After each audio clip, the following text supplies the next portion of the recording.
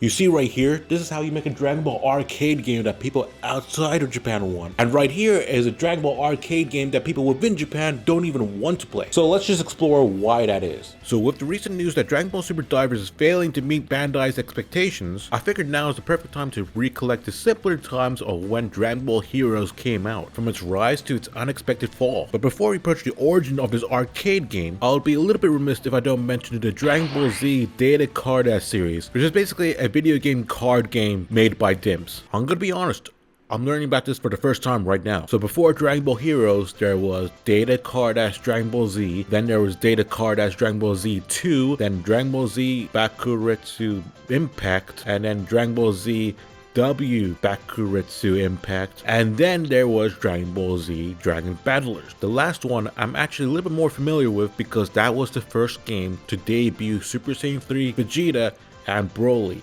Yes, even before Raging Blast came out. Worth pointing out that these are all turn-based fighting games that involves a card feature of some kind. On top of that, reusing assets from the Budokai games. And as you can see, it served as a bit of a blueprint for Dragon Ball Heroes. An arcade game for whatever reason was barred from us over here in the West. Although we did get Dragon Ball Kai, we as a fandom really wanted something new to sink our teeth in, as if Dragon Ball Evolution was ever gonna have a sequel, you know? And that's where the Dragon Ball Heroes opening cinematics came in. Just watching this random no-name character with a tail fighting alongside Goku and just having fun. And then all of a sudden Super Saiyan 3 Trunks appears. We just had Super Saiyan 3 Vegeta and Broly, and now Super Saiyan 3 Trunks is a thing. Next to that, there was a Frieza avatar character as well. And then the avatar can turn Super Saiyan now? We couldn't help but be excited for this arcade game that's all the way in Japan, or gaslight the casual fans into thinking this is a new Dragon Ball series called Dragon Ball Hoshi.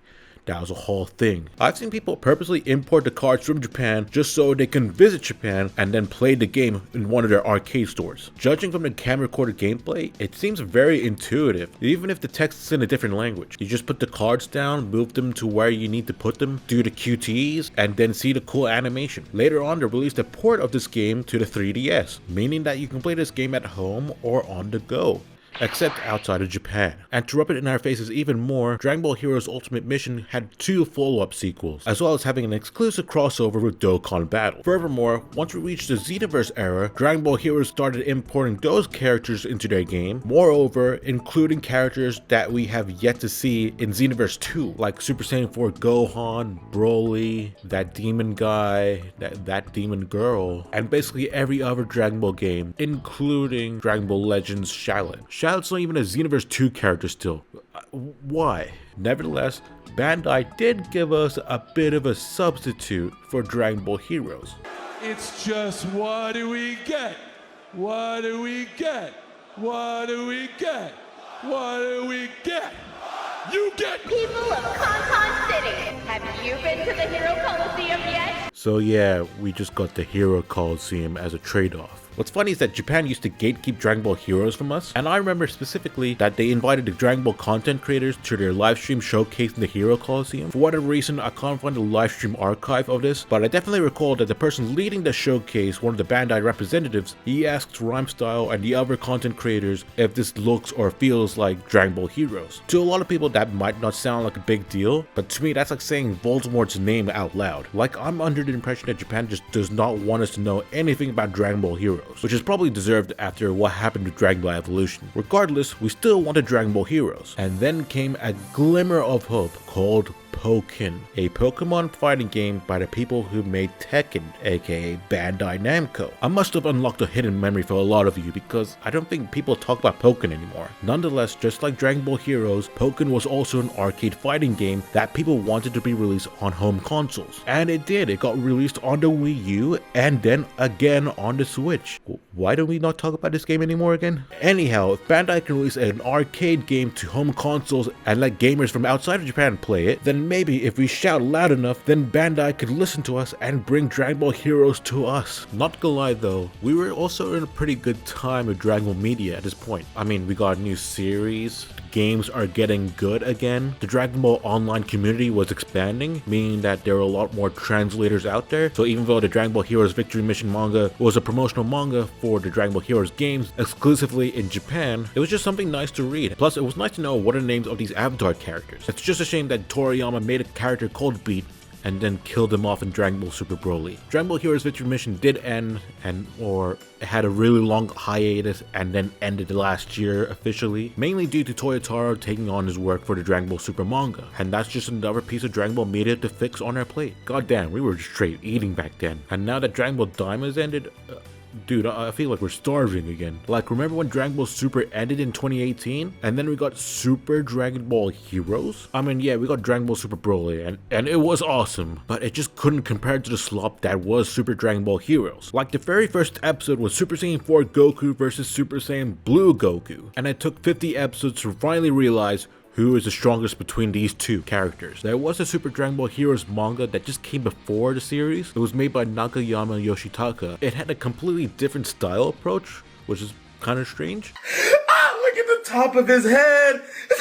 I mean, hell, people were mad about Toyotaro allegedly tracing over Captain America that one time. Then it must be really daunting to realize this dude traced over models from XenoVerse 2. That being said, I do think he's actually improved over time as compared to the Super Dragon Ball Heroes anime, which I'll get to soon. In 2018, there was this Dragon Ball Tour event that happened in North America, and they had a Super Dragon Ball Heroes arcade machine, and it was translated into English. And then our thoughts and prayers were finally answered in early 2019 when we got the announcement for Super Dragon Ball Heroes World Mission for the Switch and PC. Yes, the floodgates were finally open. We can buy the game, we can play it. Dragon Ball Heroes characters can be on Dokkan, except for XenoVerse 2 because, you know, that would be a bad idea. Why would I want to play as Timebreaker Rose Goku Black when I can play as Rose Goku Black with like a black shading on top of him? But overall, yeah, we finally got to play Super Dragon Ball Heroes after 9 years of begging, and now we just kind of forgot that it's available here. Just looking from the general audience scores, I think maybe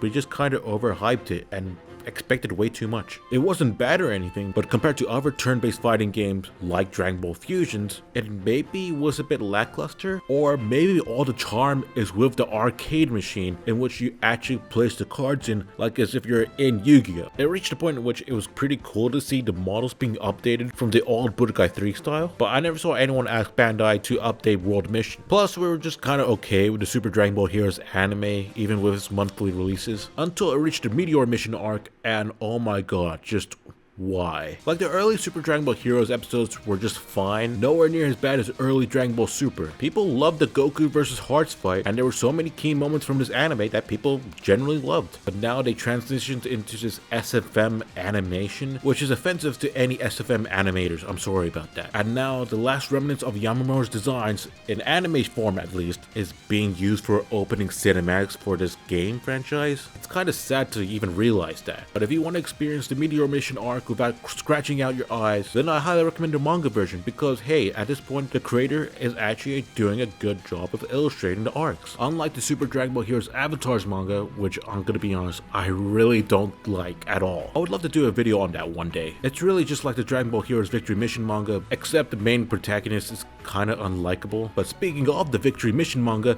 it did come back for one last chapter because Super Dragon Ball Heroes has ended. In exchange for the new Data Card-ass game, Dragon Ball Super Divers, another card-based fighting arcade game with 3 screens. This could be seen as a bit of a desperate attempt to reach out for more players, and the reason for this sudden change was because after the Big Bang Mission arc, the main game producer and key figure that led Dragon Ball Heroes, he left the development team, and then there was a noticeable decline in the game's content, especially in the story quality. On top of that, remember when I said the game looked pretty easy to play? Well, apparently the cards were becoming more and more complex, and their primary audience, you know, which were children, they did not like that at all. The game didn't even have any promotional material for the Dragon Ball Super superhero movie that came out, and what's even more sad is that it never got to celebrate its 15th anniversary, and this left the Dragon Ball Heroes fans kinda just upset. Some even tore up their cards.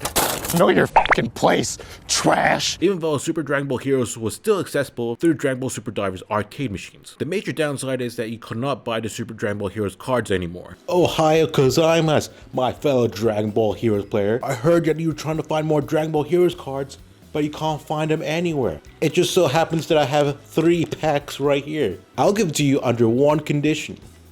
I want a Nintendo Switch 2 in English.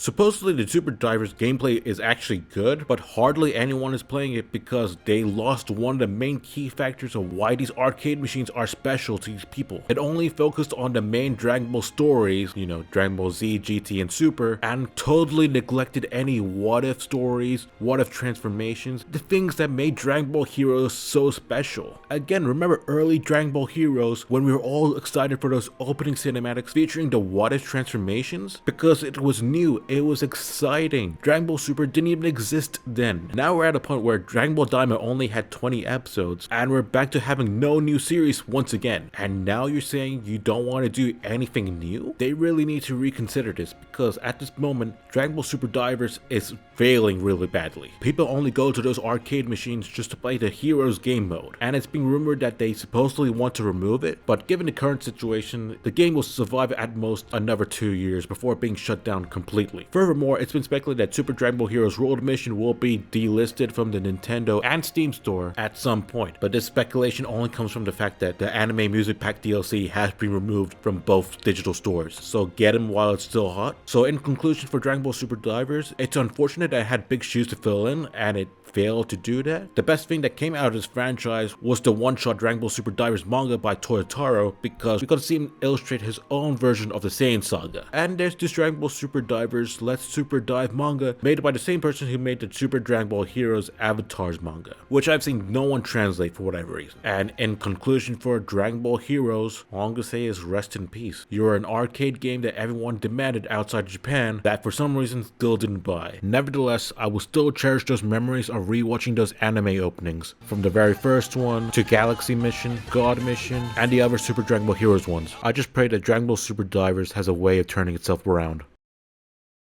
Okay, as a fun way to end the video, why don't we just open one of these packs? Yeah, right here.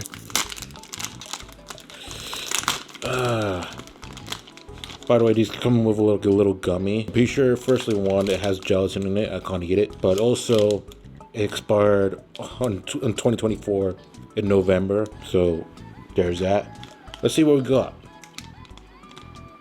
Okay, I didn't realize it comes with only one card. What the people bought this for just one card? But yeah, I got Jiren. I got Jiren. Okay. The offer for the Nintendo Switch 2 still stands.